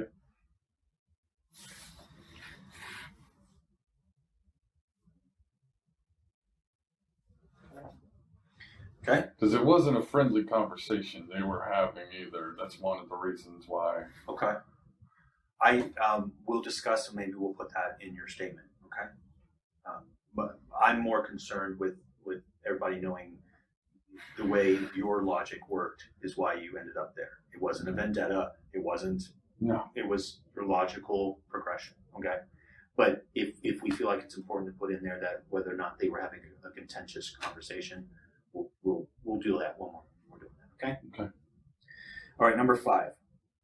Importantly, Weisenbach and his assistant had ordered my coworkers and I to continue picking up ballots after November 3, despite the requirement that ballots be made by then. Weisenbach directed that ballots be picked up through Friday, November 6. Moreover, Weisenbach directed that all ballots picked up through November 6 were to be given to him, Not presumably. him specifically, but to. Okay, but let's go with what it says. It says were to be given to him, presumably so that they could be backdated by him and or law. Okay. I need to ask a question for Russ Strasser. Okay, so I understand. If somebody puts something in the mail, you still have to collect it, right? True. So I just want to understand what this paragraph is saying. See, that's the thing about these ballots. It's the validity of us picking them up. And,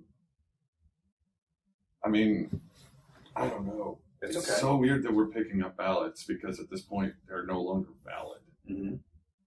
Wouldn't it be best to inform somebody that, hey, we can't pick these up because they're no longer valid? Yay or nay? I don't know. Or the deal is instead of having that interaction with the customer because it was their responsibility to get it in on time, just postmarking the ballot on the correct date, and then the But assistant- wouldn't it have made sense to send it to Pittsburgh at that point? To be postmarked. I mean, they wanted it separated rather than being right. just thrown in the raw, which we were doing before, a week before. That I understand what you're saying. Yeah, that I understand. Yeah, now we need to just That's why this whole freaking the conversation, the way they were treating but the to have a ballots. carrier out on the street basically saying, I'm not going to take your ballot. Yeah, I understand that, but they didn't want us putting it in the raw, and that just didn't make sense to me at all. So let me read this again, and you tell me. You help me with wording on this, okay? Okay. Importantly, and this is why I really want to address this because they're already saying importantly. Whenever a lawyer says importantly, you know that we're getting into it. Yeah. All right. Importantly, Weisenbach and his assistant had ordered my coworkers and I to continue picking up ballots after November 3, despite the requirement that ballots be mailed by then.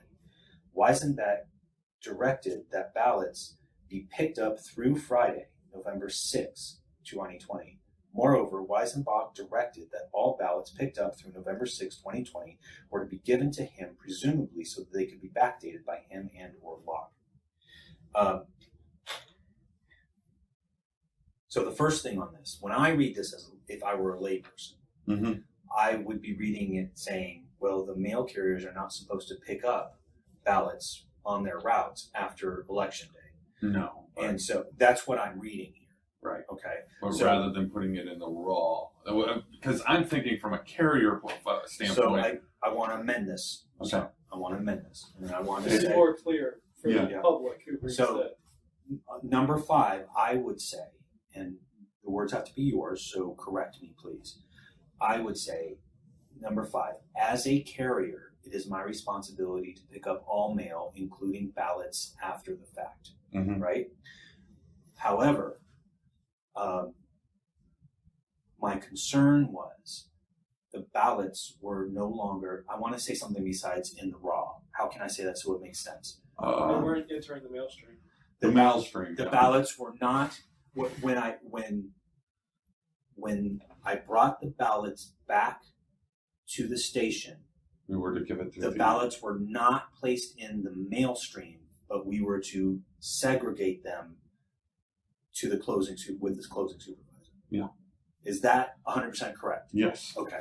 That's That how makes I'd rather perfect word sense. it. Yeah, that makes perfect sense. I mean, for me, the way it was worded before kind of made sense because he's the postmaster.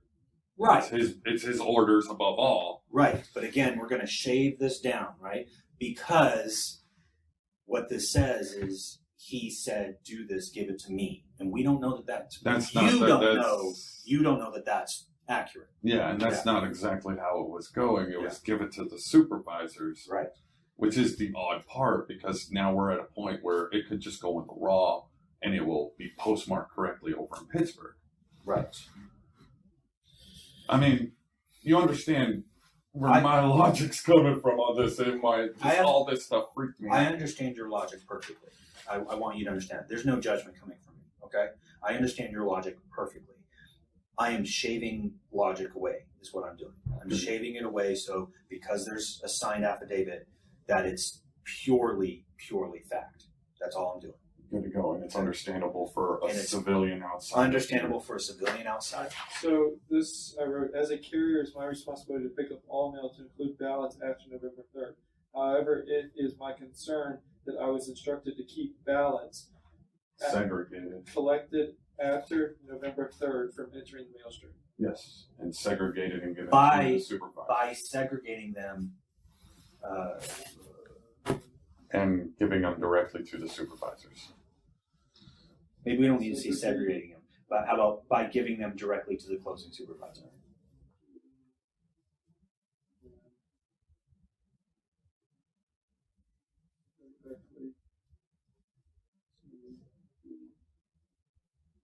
Right. And then I would go further, just to be 1,000% transparent on this. I would say I'm speaking as if I'm you. Okay. I would say, to be clear, I am not certain that it was Weisenbach that gave this direction. Okay. Is that fair? Because it says that he directed this. I mean, yeah. I mean, the buck may stop with him, but this says that he went to people and told them to do it. Okay. You understand? It's not specific on Weisenbach. Although it's his operation. Yes, it's we not don't know that it specifically came him, from even him. though it's his operation within the postal. So I just want to say, to be clear, I am not certain it was Weisenbach who made this direction, although it is his post office. Is that fair? Yes. Although he is in charge of this post office.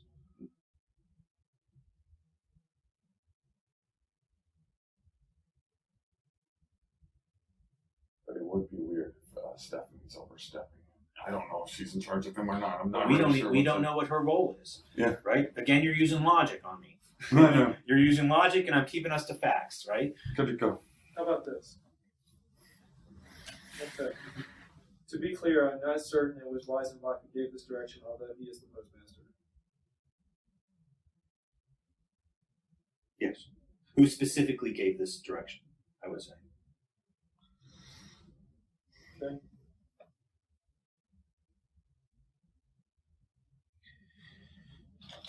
All right. Number 6.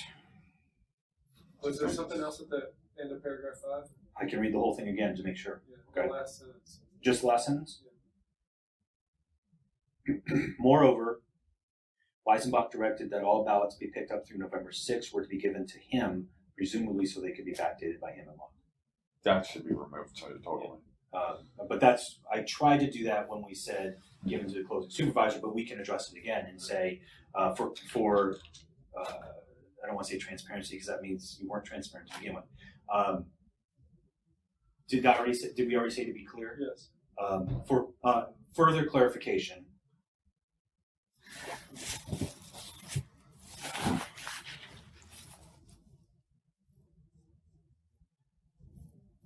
do you just want to address the sentence and say the sentence that begins moreover should be removed entirely? Yeah.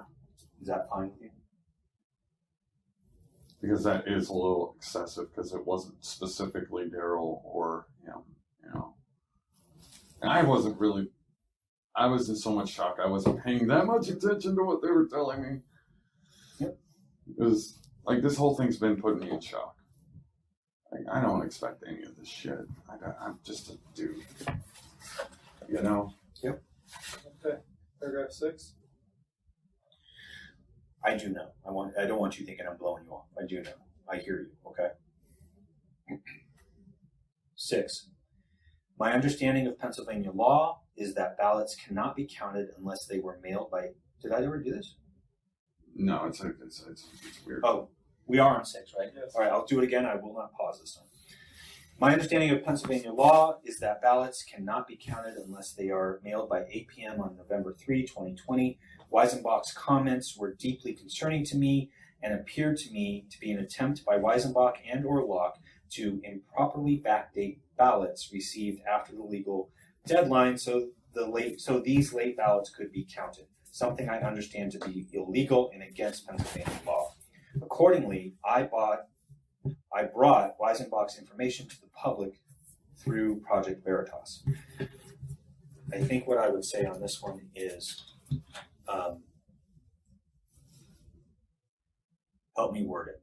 What I want to say is, following my logical conclusions, I felt I had no other recourse but to report the situation in this post office, although I don't want to say the facts didn't support me, but that's sort of what I want to say. I don't want to say that. I don't have any physical evidence of such actions that were. I really don't have any physical evidence of these things. How about I don't have any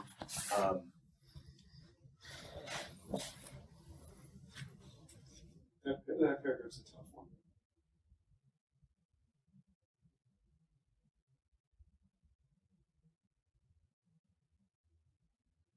Is there anything in that paragraph that you like?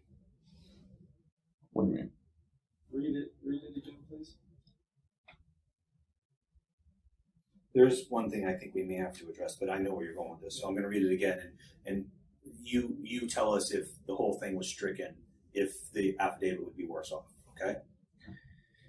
My understanding of Pennsylvania law is that ballots cannot be counted unless they were mailed by 8 p.m. on November 3, 2020.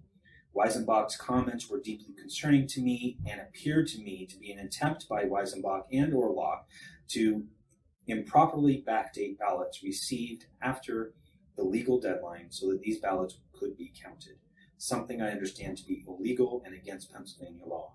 Accordingly, I brought Weisenbach's information to the public through Project Veritas.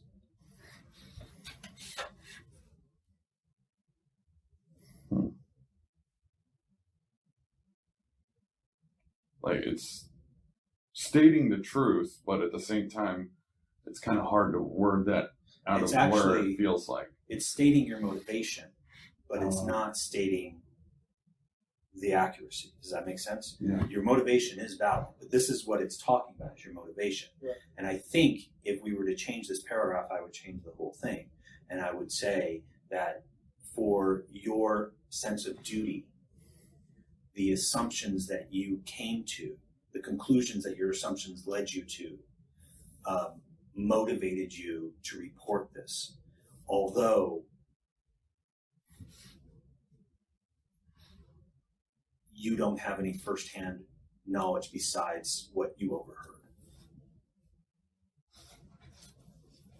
Yes? Can you say that again? Due to your sense of duty.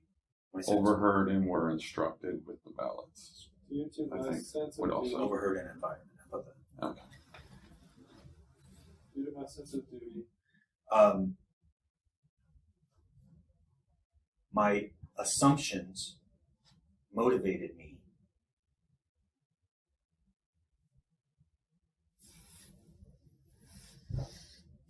to make my concerns public.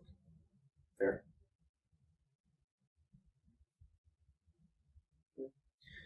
I Although always think of that word assumptions and I think of ass of you and me. So that's why I'm sitting here thinking, like, this really does make me feel like an asshole. it's a situation that is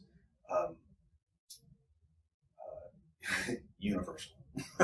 Okay, but to finish it, we said, where are we at? Due to my sense of duty, my assumptions motivated me to make my concerns public.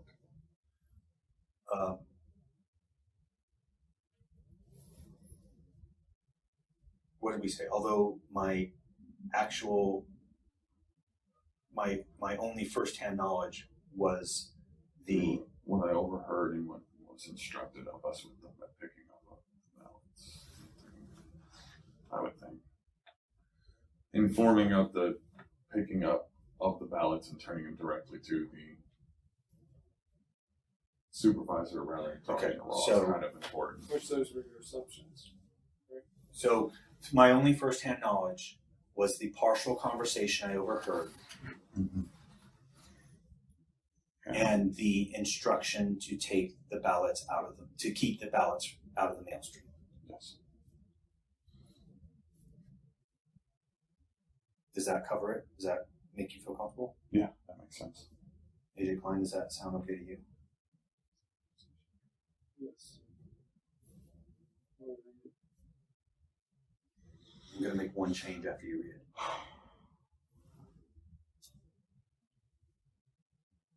We're doing okay.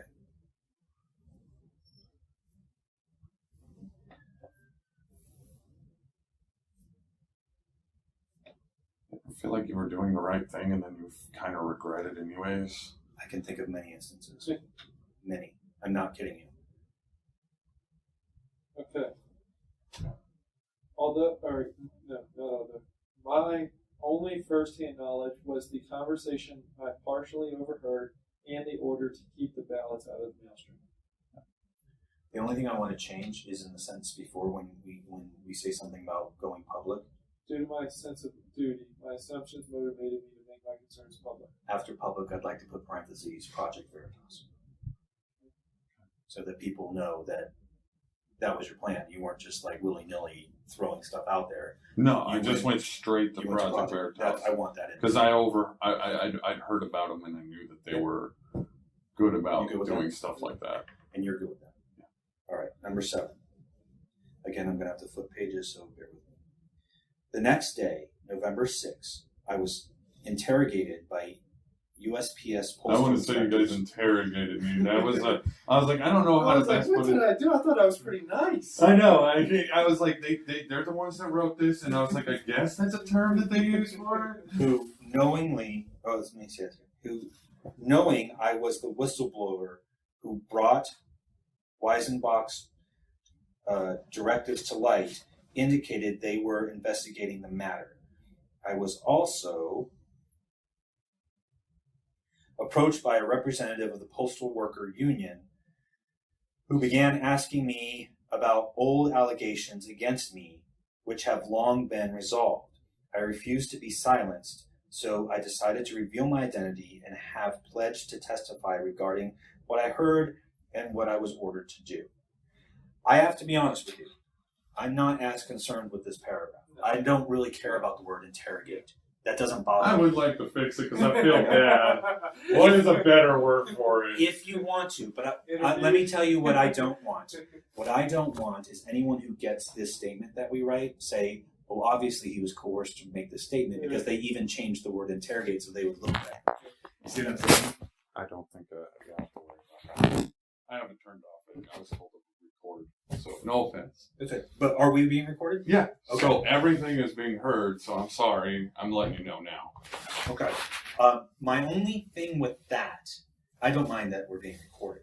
Again, this is an official investigation, and I don't know if we can release that without a freedom of information thing. Okay.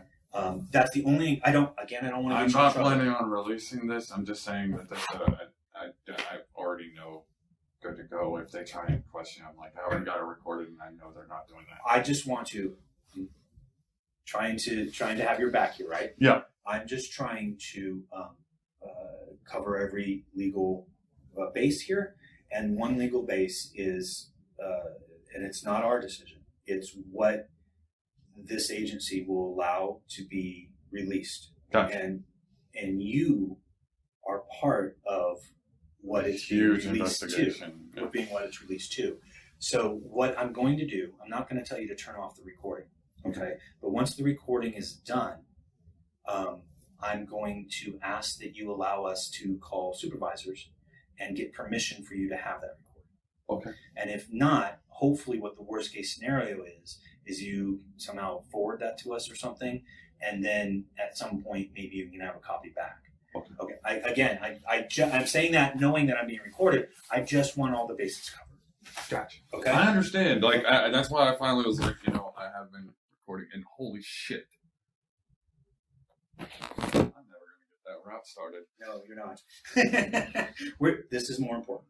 I Do understand. you agree? Yes. I'm going to say again, I don't have a problem with this last paragraph. Does anybody else have a problem with it? Other than the interrogation thing, but I don't know what you could change it to. I think that was just the wording. We can change it to they spoke to me, but I don't mind the word interrogation. I'm sorry. I was like, they didn't really interrogate me per se. They just asked me some questions.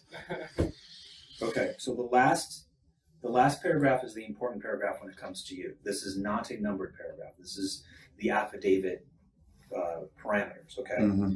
And so this is what it says. It says, I, Richard Hopkins, hereby state that the facts above set forth are true and correct, or At the best of my are knowledge. true and correct to the best of my knowledge, information, and belief.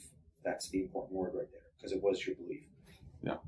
I understand that the statements herein are made subject to the penalties of Perjury. blah, blah, blah, blah. I further declare under penalty of perjury under the laws of the United States of America, the foregoing is true and correct.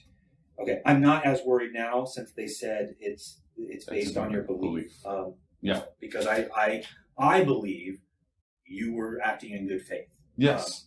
That's why I didn't have a problem with it, because in my opinion, that's how it was going. And I did read that part too, and I realized, well, that kind of, my memory's fuzzy on this, and it's getting fuzzier every freaking day, I don't know. Okay. This is what I want to do. Voluntary. You tell me what you're willing to do. I want to set up a written statement that I will swear you to. Okay. Are you okay with that? That's fine. There are several things I want to put in there. Okay. I think a lot of what we are correcting for the affidavit will go in there. Do you agree, Agent Klein? Yes. Okay. I think before all of that, we need to be very specific about what that narrow truth is, that no exaggeration, no assumption, narrow truth that we've been talking about. And so I think that needs to go in there. Exactly the words we heard, I say we, you heard, that we discussed, and whatnot, and get that conversation on paper, okay? So that the assumptions and anything that is overblown can stop with that, okay? The other thing I want to do is I want to validate your concerns. And I do that for a specific reason too, because I want people to know that you are working off of a sense of duty and obligation, not out of any sort of retribution or vengeance or just trying to cause trouble. You know what I mean? Yes. So I want you to put in there what was odd, the not putting it in the raw, to use the term I learned today, right? Yeah. I'm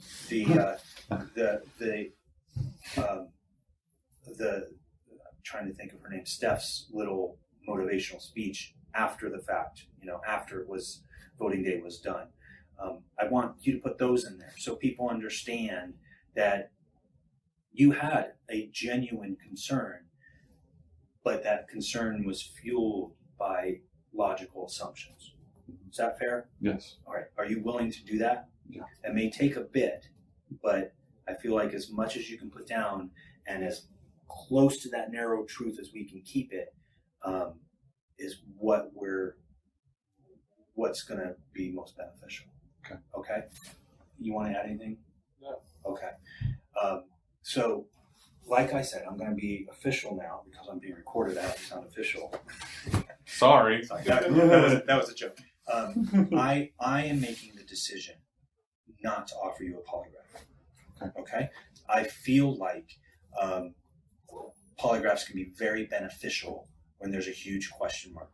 I don't think there's a huge question mark here. You heard something, and you were very honest with me when you said, this is what I believed that meant. Okay? And so I don't feel like there's anything the polygraph can add here or contribute. So as a polygraph examiner, I'm taking that off the table. Roger. But I do want to offer you a written statement. Good to go. Okay? You have that. Of course, we can't do anything simply, so it's going to be a form we fill out and before you start writing. We are going to ask that you write it so that it's in your words and your handwriting so that it doesn't come back that Russ wrote this for you.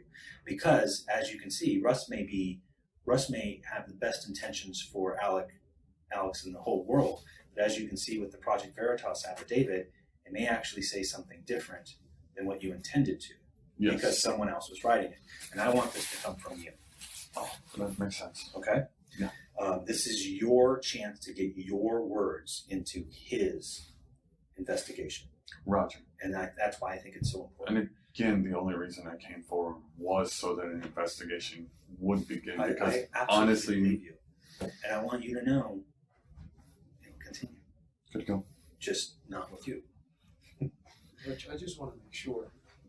This is like a voice memo. We're not on the phone. No, it's. I'll show you.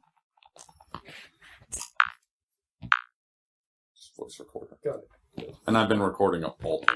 That's the thing. Okay. In case somebody was harassing me or something happened, I just.